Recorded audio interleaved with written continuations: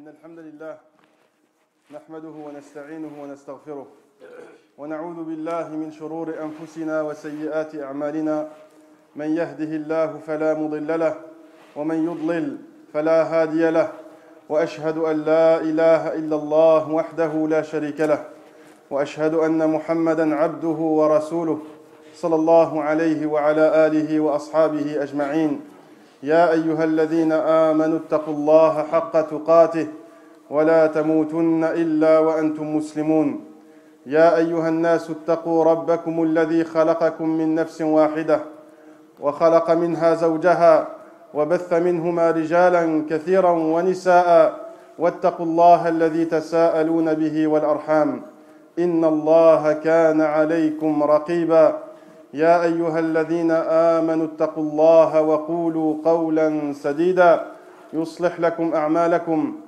ويغفر لكم ذنوبكم ومن يطع الله ورسوله فقد فاز فوزا عظيما أما بعد إخواني في الله أخواتي في الله أوصيكم ونفسي بتقوى الله عز وجل اتقوا الله عباد الله واعلموا أن الله سبحانه وتعالى خلق البشر فجعلهم زوجين اثنين وأنه خلق الزوجين الذكر والأنثى بل خلق الله سبحانه وتعالى من كل شيء زوجين قال سبحانه ومن كل شيء خلقنا زوجين لعلكم تذكرون ومن حكمة الله عز وجل وحسن تدبيره وتقديره أن جعل انتظام الخلق في تكامل الزوجين وتوافقهما حتى في غير الأحياء تأملوا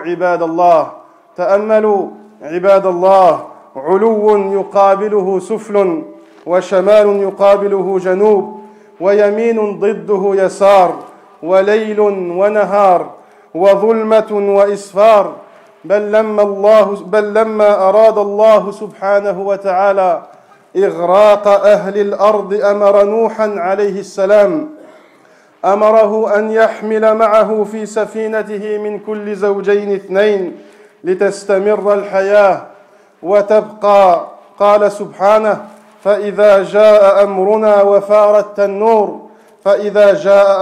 وفارت النور فاسلك فيها من كل زوجين اثنين.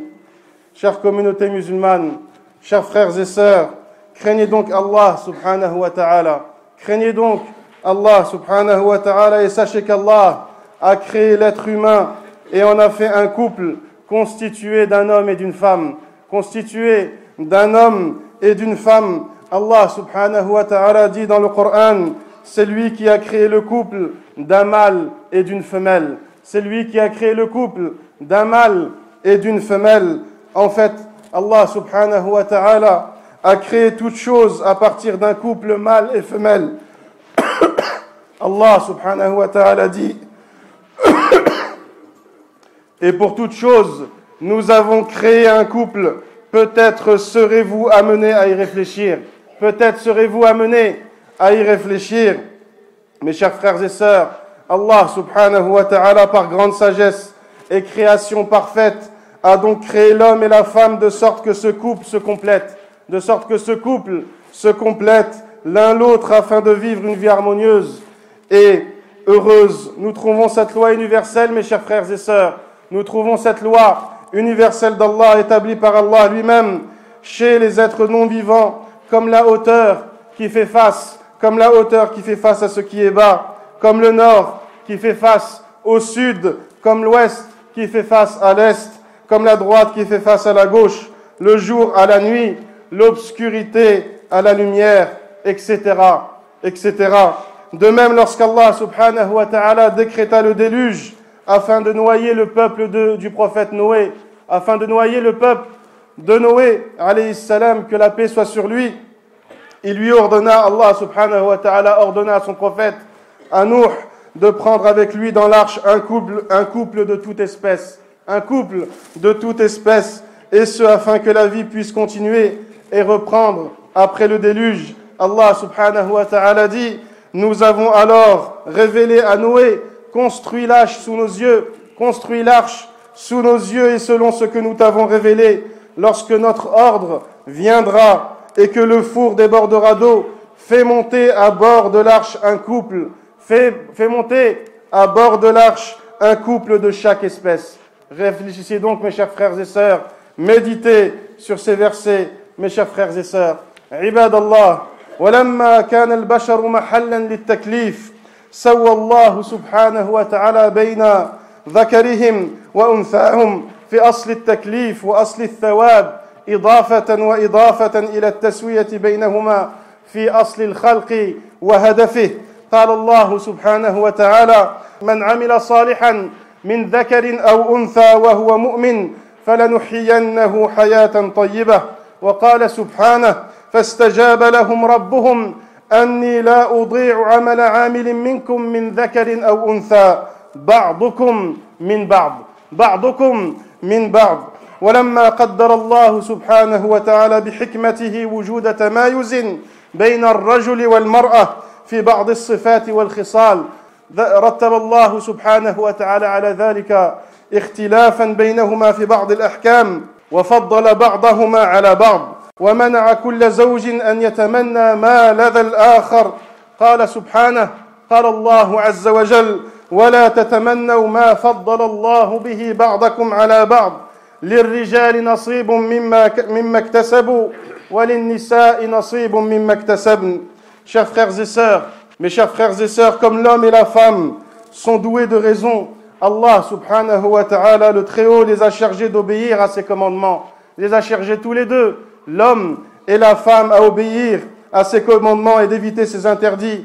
Dès lors, mes chers frères et sœurs, la femme ainsi que l'homme sont égaux. La femme ainsi que l'homme sont égaux dans la base de ce qu'Allah subhanahu wa ta'ala a ordonné et a interdit. Et donc, ils sont tous deux voués, bi'idnillah, à être récompensés ou à être châtiés s'ils méritent cela. Donc, ils sont tous les deux voués à être récompensés de la même manière. Ils ont tous les deux été créés pour exactement le même but. L'homme et la femme ont été créés pour exactement le même but, celui de plaire à Allah subhanahu wa ta'ala et de l'adorer.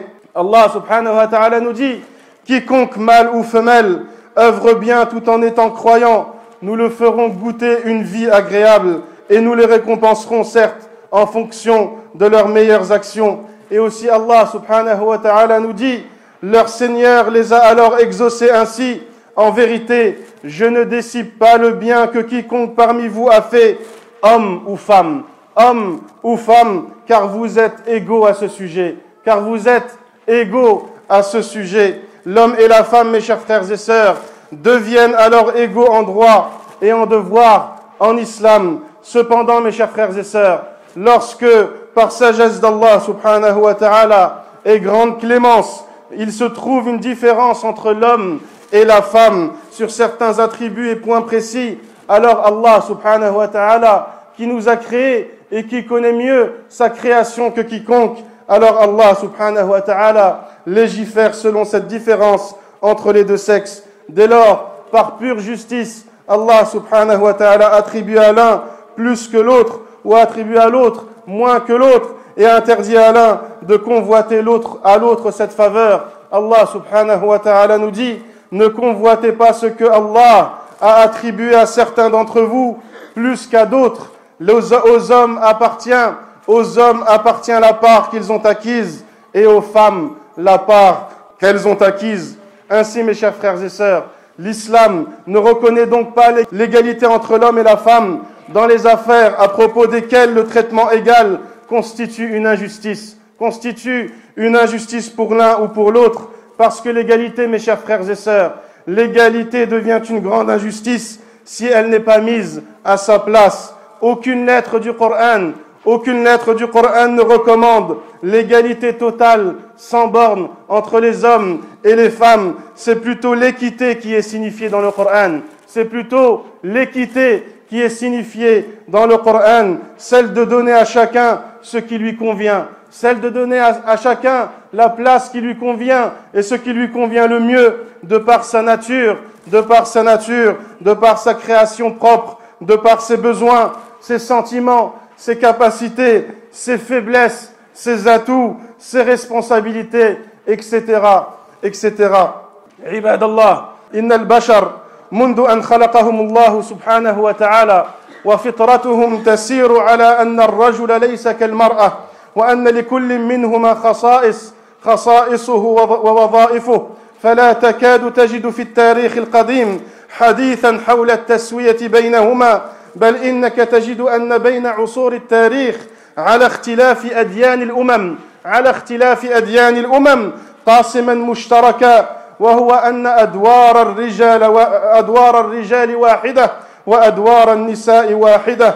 حتى الأطفال إخواني في الله، حتى الأطفال يختلف ذكرهم عن أنثاهم، فلا ترى صبيا يقتني دمية أو ألعابا في الطبخ والتجميل في الغالب، ولا تجد فتاة تقتني سيارة أو مسدسا في الغالب. وإن هذا كله وأمثاله دليل قاطع على أن الخليقة كلها مفطورة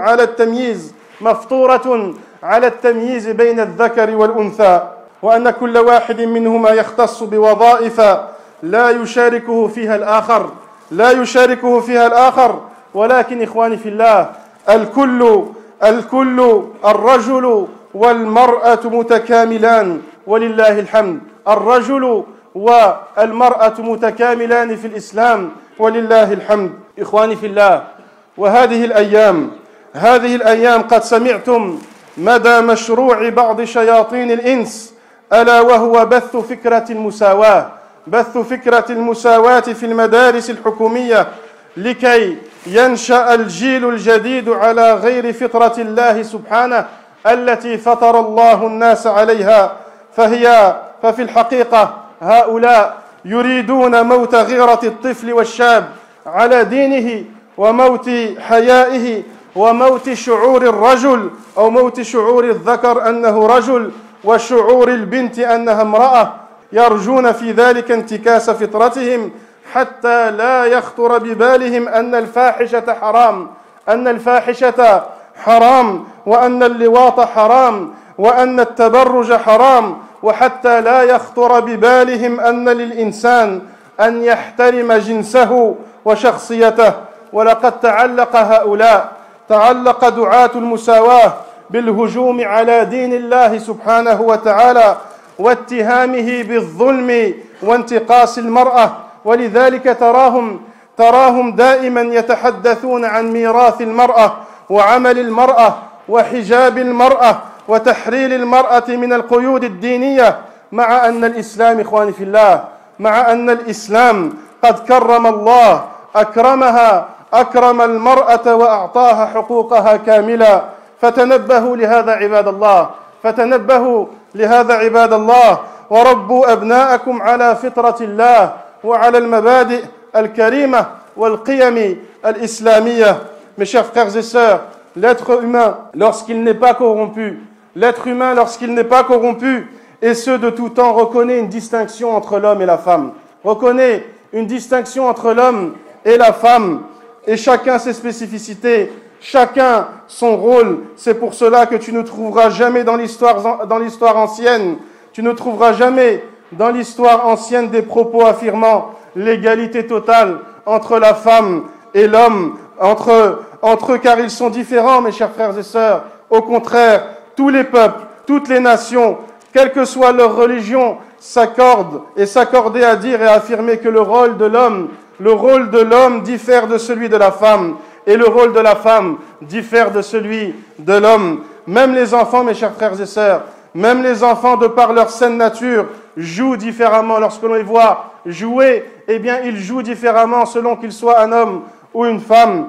Eh bien, par exemple, tu ne verras jamais ou rarement une fillette jouer avec des voitures ou une mitraillette, et encore moins un garçon jouer avec une poupée ou jouer à la dinette. Cela prouve bien que l'être humain, mes chers frères et sœurs, l'être humain par sa saine nature, et comme Allah subhanahu wa ta'ala l'a créé, se distingue dès le plus jeune âge,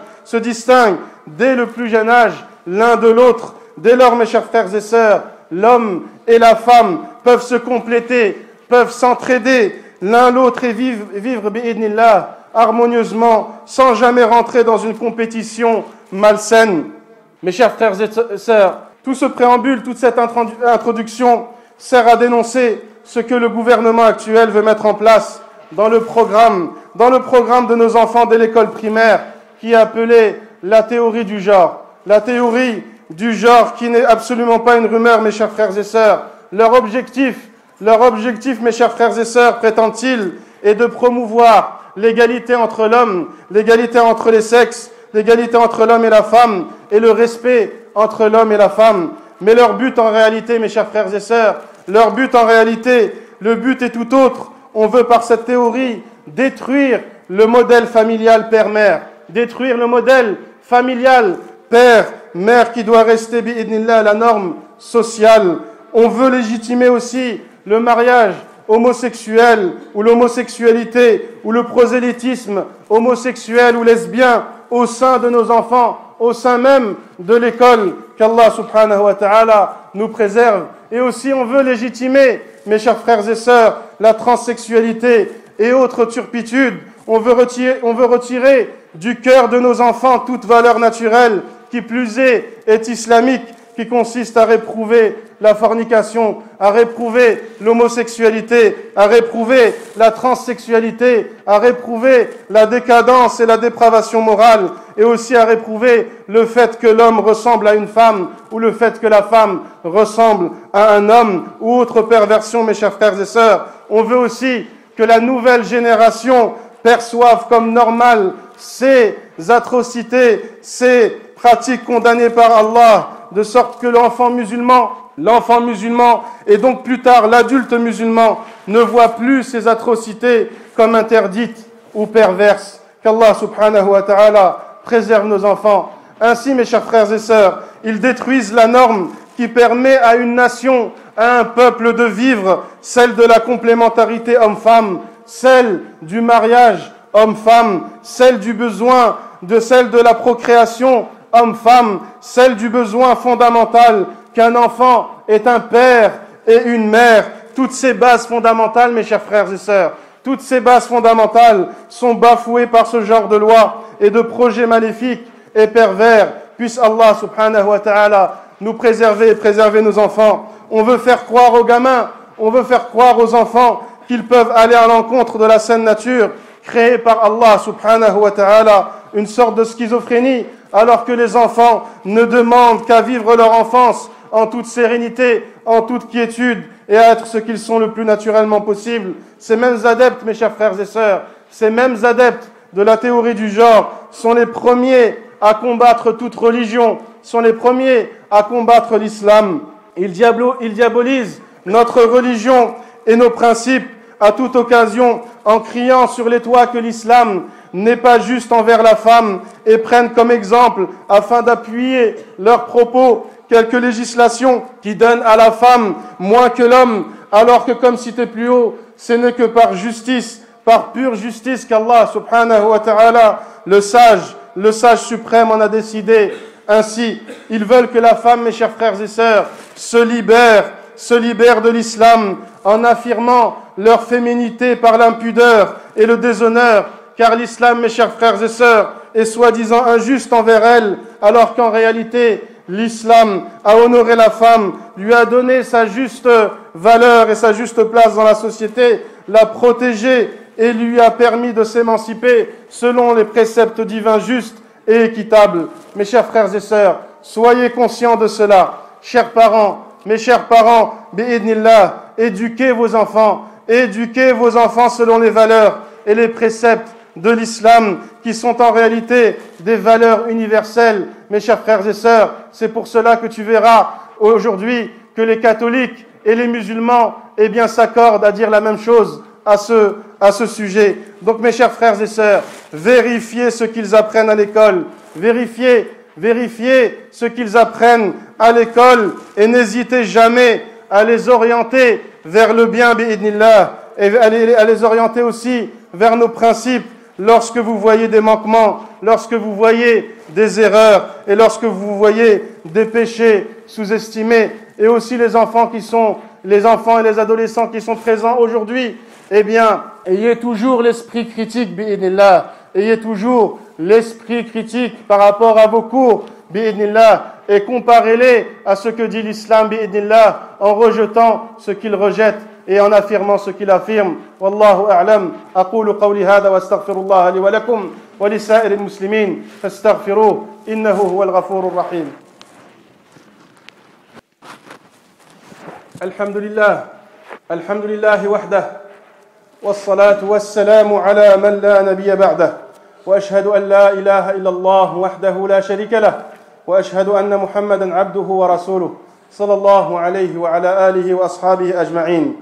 عباد الله، إخواني في الله، أخواتي في الله، شباب الإسلام الذين يريدون مساواة المرأة بالرجل قد ظلموها حقيقة، قد ظلموها ولم يكرموها، لأنهم حملوها أكثر مما حملوا الرجل، فمع ما خصصت له المرأة من الحمل والولادة والإرضاع وتربية الأطفال ومع قيامها على تنشئة أطفالها ورعاية البيت والأسرة ومع تحملها لهذا كله يريدون أن يحملوها زيادة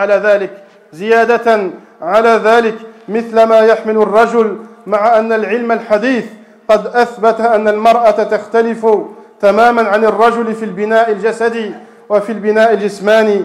وصدق الله سبحانه وتعالى إذ يقول: ليس الذكر كالأنثى.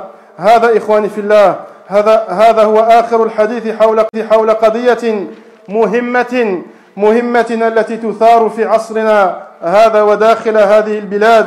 وقد تبين لكل ذي لب أنها مجرد دعاوى شيطانية يريدون من خلالها إفساد المرأة وتخريب أطفالنا والمجتمع والأسرة. فعلينا إخواني في الله أن نتفطن لما يحكيه لنا أعداؤنا، وأن لا ننخدع بما يريدون أن يربى عليه أطفالنا وأفئدة أكبادنا. وأخيرا إخواني في الله، أخواتي في الله، اعلموا أن أرض الله واسعة، فمن ضاقت به الأرض هنا لإقامة دينه فالهجرة باقية إلى يوم القيامة، إلى قيام الساعة. ولكن إخواني في الله، يظهر لنا جميعا من خلال هذه القضية لمن سيبقى في هذه البلاد أن تأسيس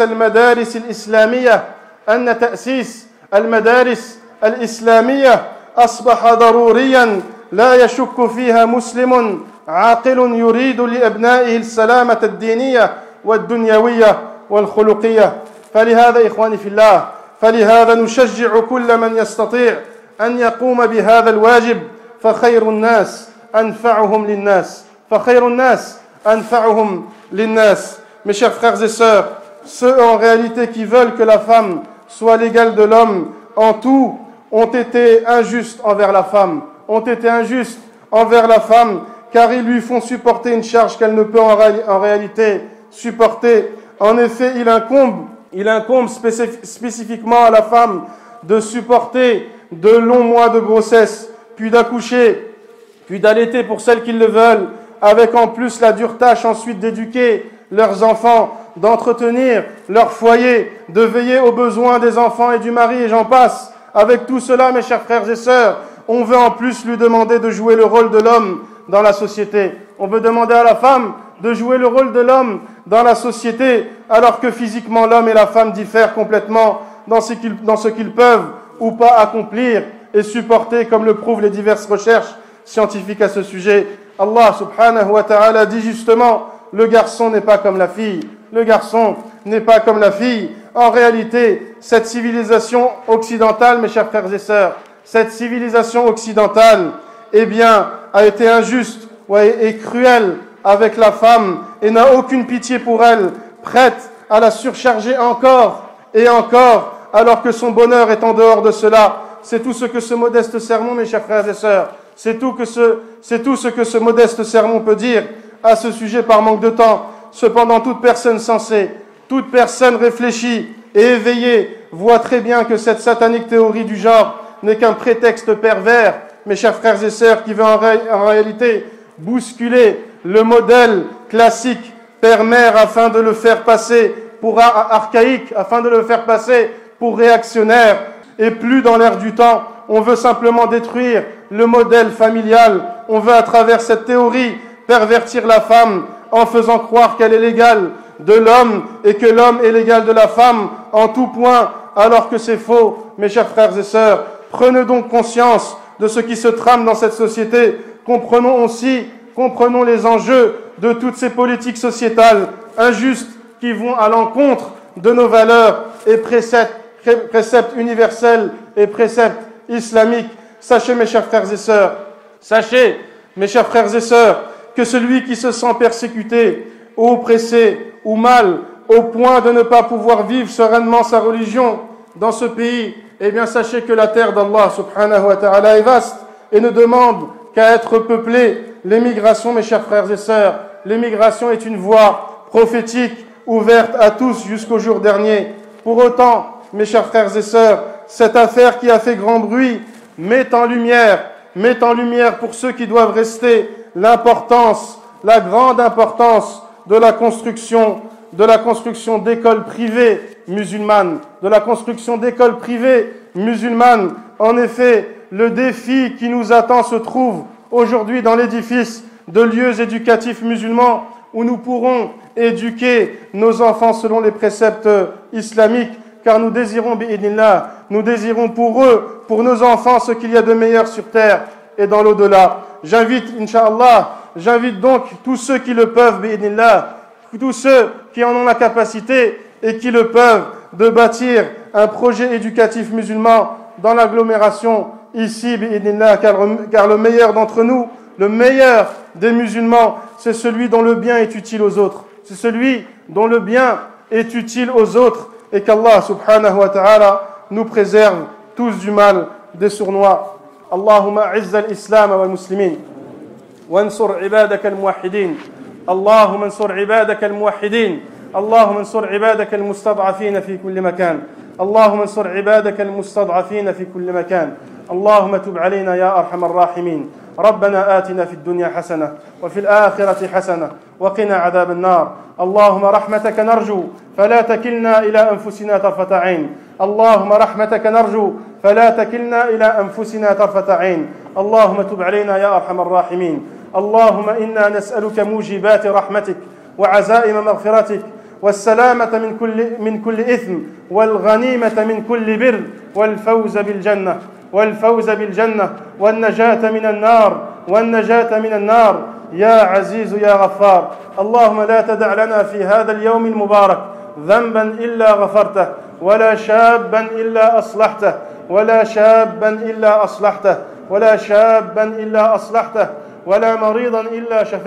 ولا مريضا إلا شفيته ولا ميتا إلا رحمته يا أرحم الراحمين